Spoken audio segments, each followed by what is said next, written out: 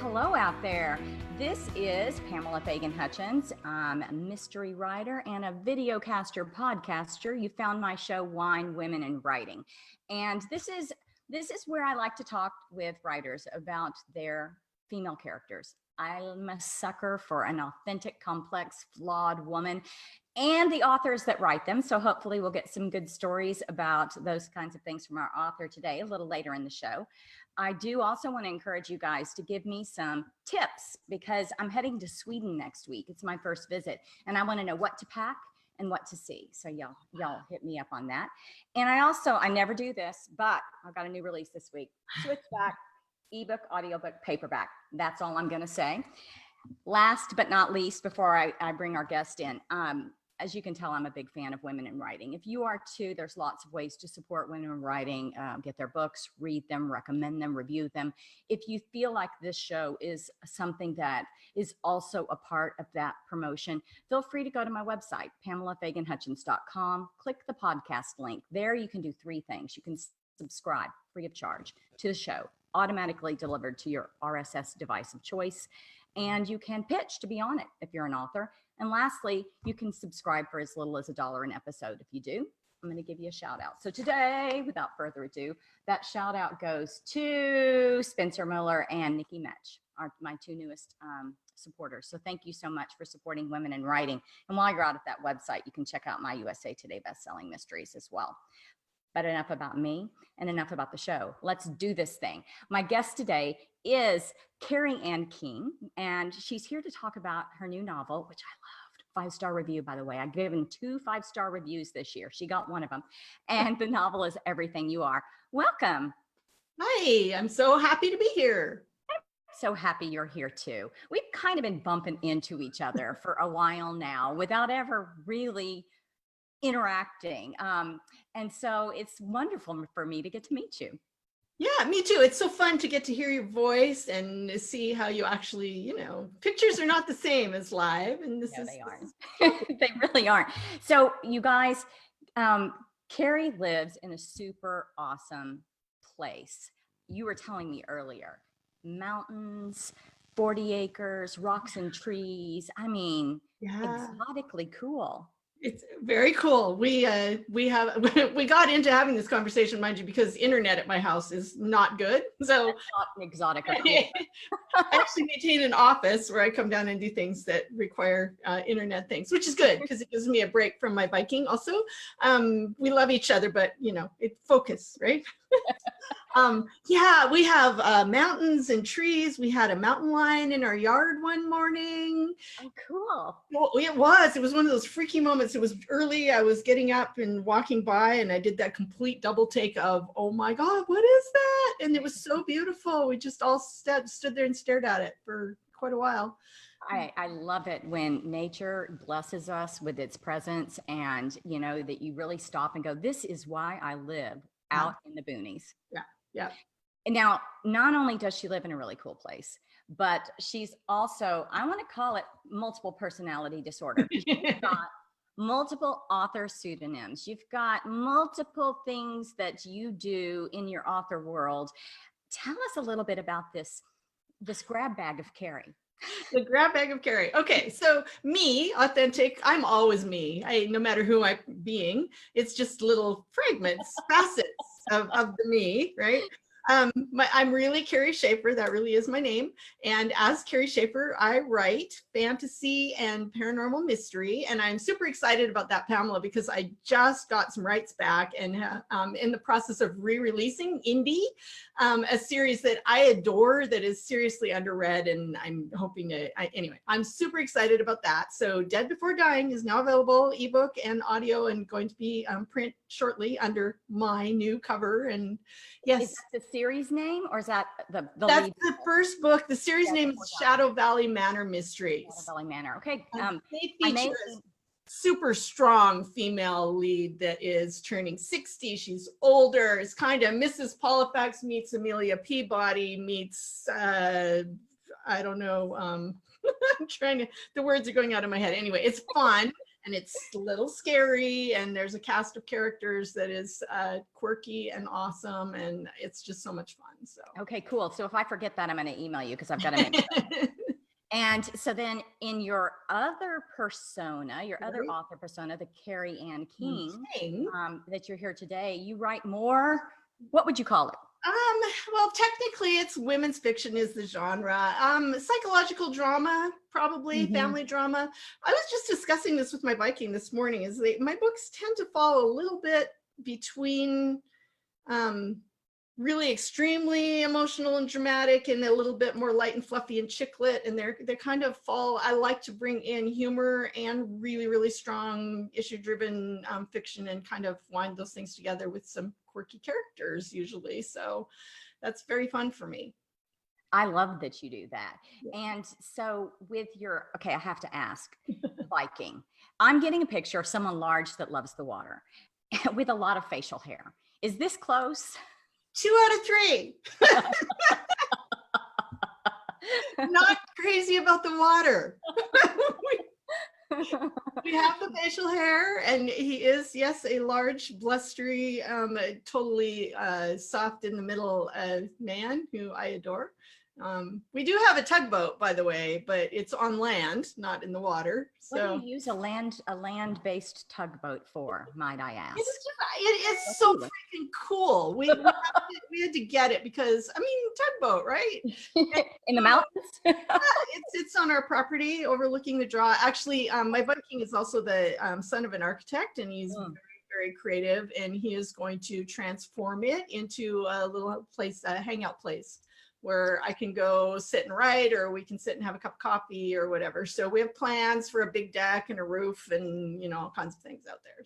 So there might be like some kind of like fantasy with, you know, the mountains and water and boats and mythical creatures, Vikings or something in it. If you write it there, who knows what muse will hit you? Who knows? Who knows?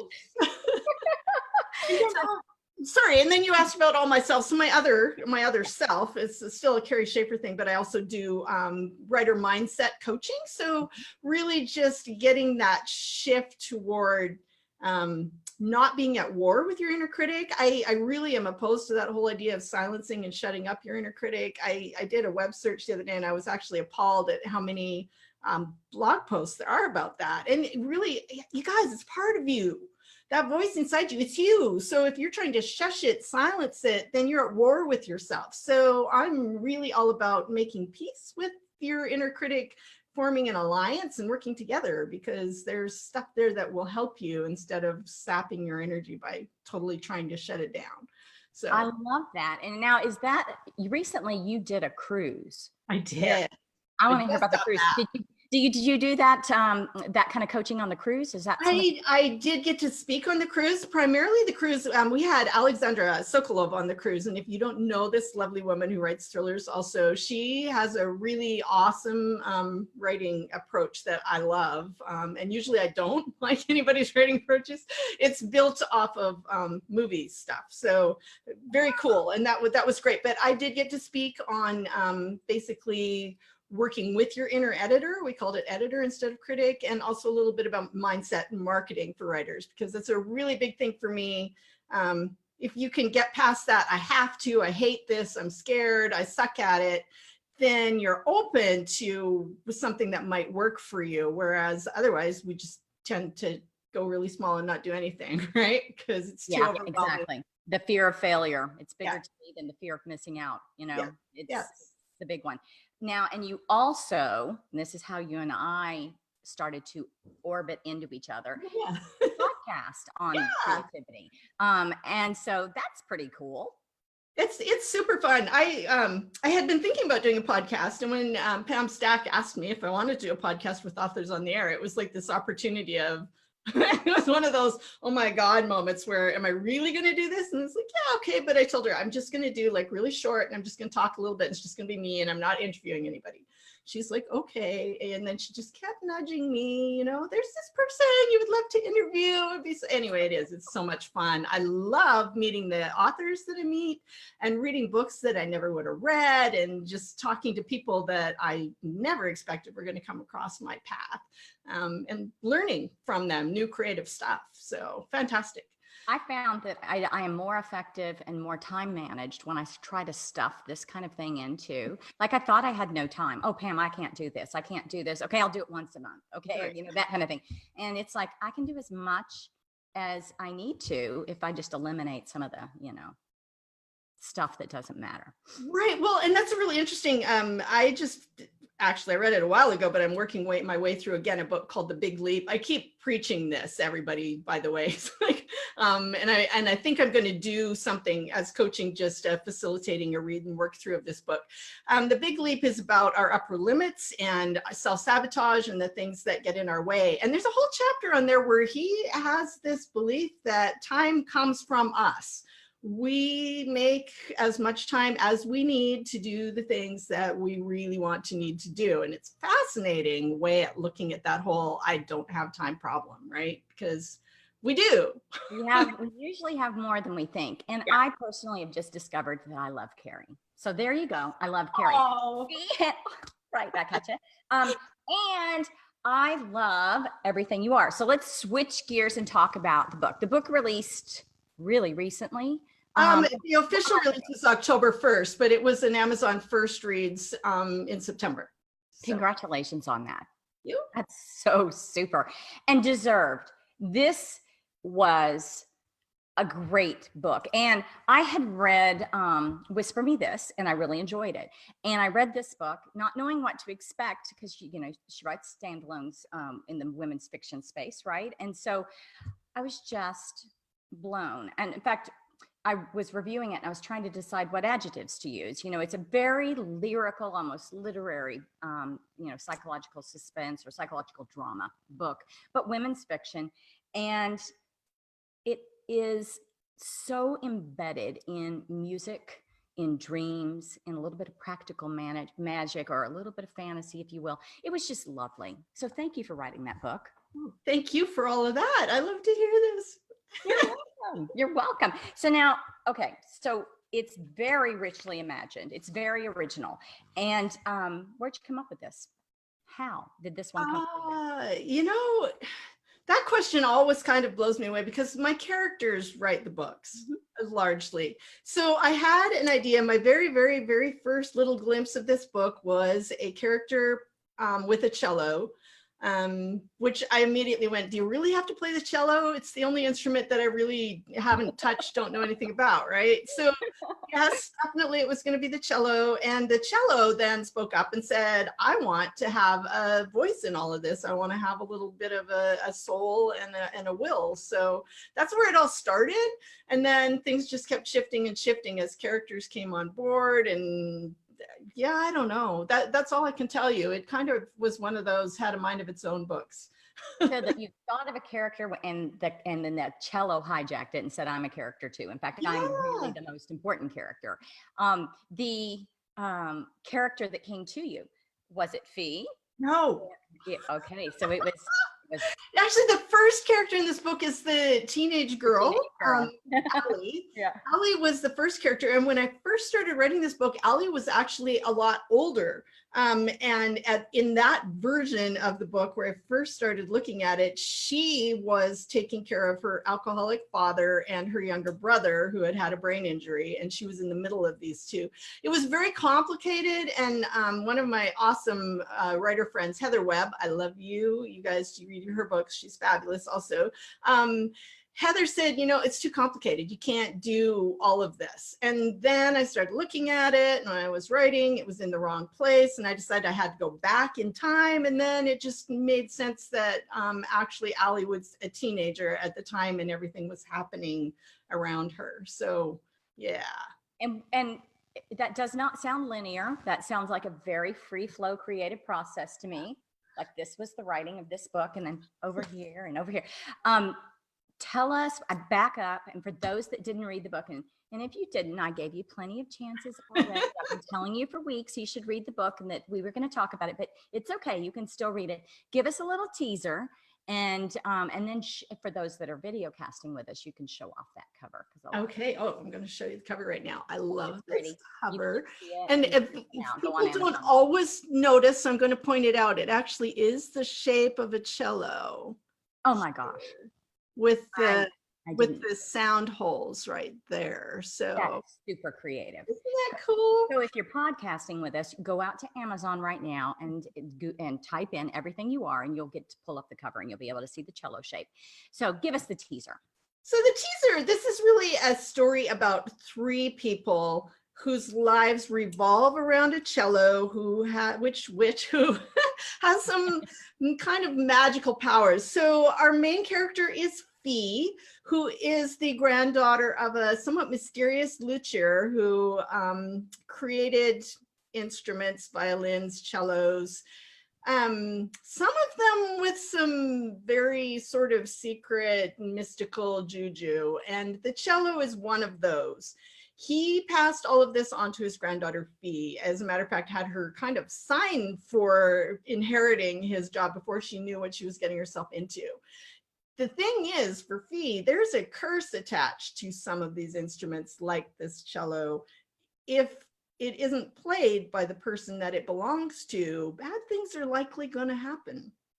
So then that leads us to Braden, who is a world-class cellist, was a child prodigy, got this cello when he was 12, signed his contract, and then some years back has had an injury to his hands and been unable to play. And since that time when he stopped playing, everything has fallen apart for him. He's an alcoholic, he's separated from his wife and his children. His life is just basically in shambles as the book begins, only to be exacerbated by another tragedy, finding out that his wife and his son have been killed in an accident, where he then needs to reconnect with his teenage daughter, Allie, who also plays the cello and is very troubled and has some guilt around what happened with her parents. So there's a little bit of a mystery about what happened, and it kind of plays from there. Everybody needs to come to terms with their calling, basically, what they're called here to do, and make peace with that in some way. Yeah, it was interesting to me as I read it that it's so satisfyingly multi-genre that if you are a person that thinks I don't read women's fiction, or I don't read fantasy, or I don't read mystery, it's not any one of those things. It's a little of all of it. Yeah. And what it is a story. It's a really good story with this magical cello at the center. So I found it super fascinating for that reason. Now, the characters then basically just come to you. You're doing your daily life, and one of them knocks on your head and says, I've got a story for you. Listen up here, lady. Or that's usually how it starts. And even, if I sit down, like my newest book, the one that I'm working on right now, when I sat down to brainstorm, what am I going to write? Yeah, that's what usually comes to me, is a character with a problem. That's usually how it begins. And then the character starts talking to me, and I start exploring the problem. And then I ask, well, who else is in your world? And then the other characters pop in, and then we start kind of plotting, and it goes from there. But yeah, it pretty much always starts with character. Do you do any actual, fingers to keyboard or pencil to paper plotting, or do you follow the muse? I follow the muse, but I have what I call signposts. So I got from my current method, I'm going to look at Alexandra Sokolov's because I like what she was saying, but I do a thing that I got from a guy named James Scott Bell, who's fantastic. Mm-hmm. So I have 12 signpost scenes that have to happen in a book. And one of them is a mid-stakes raise, and then, the from one world into the next. There's all these kinds of things that I'm looking for. But I start writing with my character, and then I kind of watch for, well, I'm at this point in the book, this thing needs to happen. What form is that going to take? So that's kind of the plotting that I do. Although, as you know, if a book is under contract, or to get the book under contract, you have to write a synopsis. So Sorry for laughing, but that's like always the nightmare. It's like, you want me to sum it up. Yeah, well, especially for those of us who are not plotters, because you're at the beginning of the book, you don't know all this stuff yet. I don't know my characters, and I'm gonna create this storyline that kind of makes sense. So fortunately, my current editor, Jody, knows me. She just knows. She's like, "Oh, you're just giving me an idea of what you're gonna do, and I see that, and I'm good with it." So The caveat is this is all subject to change. Yeah. all subject to change. Yeah. As of right now. Yeah. I love it. So what are you working on now? Are you working on things in the women's fiction world? Are you going back over to your I'm doing everything. That's the awesome part about currently not being employed by anybody other than myself, because I can make time. So my current thing is I'm working on developmental edits for next summer's Lake Union women's fiction book, which is called A Borrowed Life. Borrowed Life? A Borrowed Life. Borrowed, okay. Borrowed. Gotcha. Yes. It features a middle-aged woman who is very controlling, very religious. Pastor husband has just died, and she is looking to really recover herself and find a new life for herself. So she realizes that she's been living a borrowed life. That's where that title came from. That the life she's been living is really not her own. And there's some fun things that happen in there. The fun dynamic for me with that one is her adult daughter wants to keep her the same and not allow her to change. So the conflict really revolves around those two. As always in my books, there's also a little romantic subplot because I love the romantic subplot. And then I have a new idea, which I'm working up and pitching, and hopefully my publisher is going to want that one. So I can't talk about that yet because it's and I am currently in the works of revising the second book in my Shadow Valley series, so I can get that up on ebook. And then I'm going to write a new Shadow Valley mystery as Carrie Schaefer. So that's exciting. That's very exciting. Blanked out, but I am very, very intrigued by the plot line with the Borrowed Life for next year. I think that's going to be cool. I like a little mother-daughter tension myself. Oh, I know what I was going to say. Having read women's fiction from you before, definitely the romantic subplots are there, but I could have told you guys that she would have them just by reading her bio. Just the way she calls her husband the Viking with so much affection. It's like there's romance in her life. How does she not include the dynamic of love in her book? The answer is she can't help it. I can. And the thing about the Viking and the Borrowed Life actually is a little close to home for me because I did grow up in a very very strict religious background, which I have stepped out of.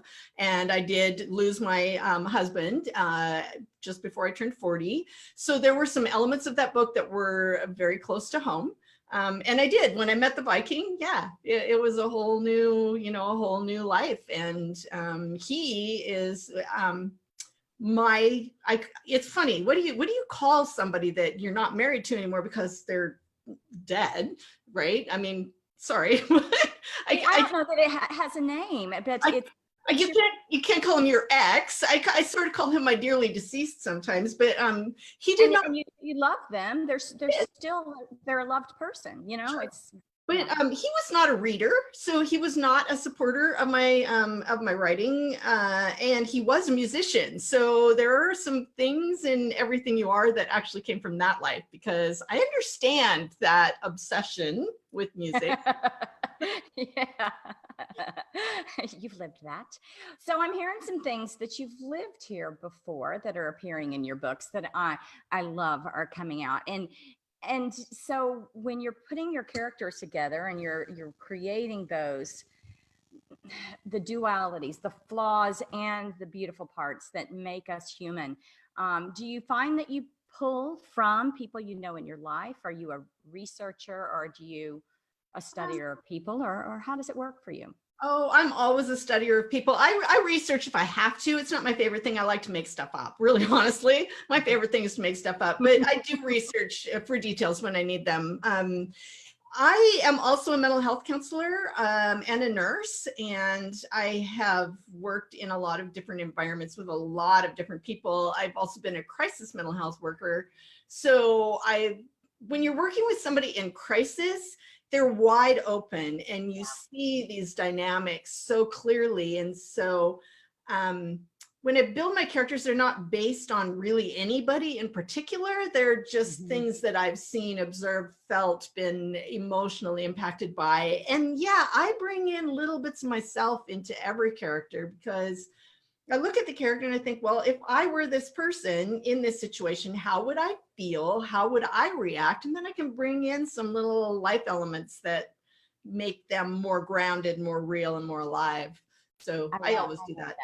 And I now remember that I'd seen somewhere about your background with crisis and, et cetera. And that makes total sense. When we think about what it is that makes us turn pages, it's not that someone is living the most perfect, peaceful life. It's the crisis that they're experiencing, the escalating crisis, the escalating tension. And that, of course, means you have to be a somewhat of a student or expert in how people react under pressure and stress. Right. It's interesting. When I was out leaving a review for your book today, I was seeing some people talking about that there was some foul language in the book. Yeah. And I thought, and first of all, I think those people don't read books. They go out and look for reasons to leave reviews. I've had those as well, where it's like, you didn't even read the book. But anyway, I digress. I loved that in your book, Fee was raw and she was real. And so is Braden. But I loved that you got the unfiltered truth. You didn't feel like a character was hiding and pretending for you and trying to put on a mask or a role. And so if that's your jam, guys, you'll really love this book because these characters, you feel their pain and you feel also their hope. Yeah. And I would like to point that out because this book, it is emotional. It's totally an emotional, it will take you through the ringer. But my books always have that little bit of humor and hope at the end. I do not like to leave things in a dark place. I believe in that. And I've been through the dark place with people. And so I know that it's actually possible. That's not fantasy. Yeah, no matter how dark your life is, there is hope for you of a happier thing going ahead. And so, I would take my characters through all that and let them come out the other side. I'm just realizing that one of the reasons of many that I felt so strongly about your book is that you end with a little bit of hope. I actually find much in life to be hopeful about. My dad has cancer right now, but we have a great time. There's dark things and we all go through them, but I love a book that still gives you that hope to grasp onto at the end. Maybe that makes me a Pollyanna, but so be it. I love it. So you guys, if you haven't read it yet, I'm still going to give you another chance. You can go out there and pick up a copy of Everything You Are on Amazon and you can read it.